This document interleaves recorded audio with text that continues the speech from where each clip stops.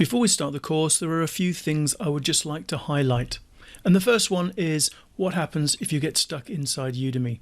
If you're new to Udemy, then I've created a lecture that I've put at the end of this course that you can go and have a look, and that will show you around the Udemy interface. It will show you how to navigate things, how to find things, how to download resources, how to speed up videos, how to change the quality of your videos, and so on. So if you're new to Udemy, go and check that.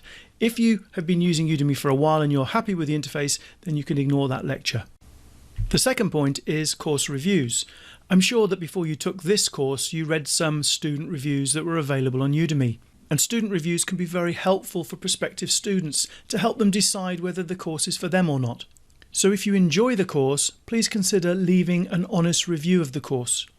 Now, I have no control over when Udemy asks you to leave a review. Sometimes they ask quite early on, and then throughout the course they'll keep asking you and bugging you to leave a review.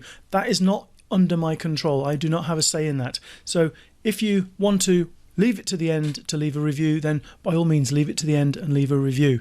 What's important is that you can get your thoughts across so that prospective students can use that to help make an informed decision. Next up is student feedback. In other words, your feedback to me. I want to know what your thoughts are on this course, and to help me even more, I'd like to know where you're coming from. Are you completely new to this? Have you struggled before?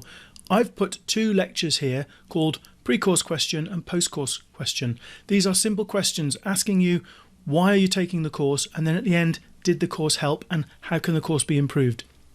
If you want to have an impact on the future development of this course, please consider answering those questions and giving me your feedback so I can make this the best course that's available on WordPress. And finally, course updates.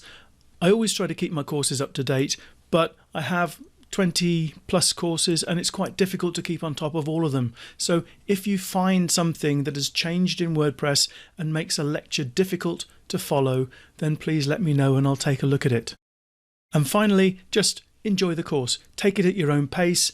You can come back as often as you like. You've got lifetime access to the course. I'll see you inside.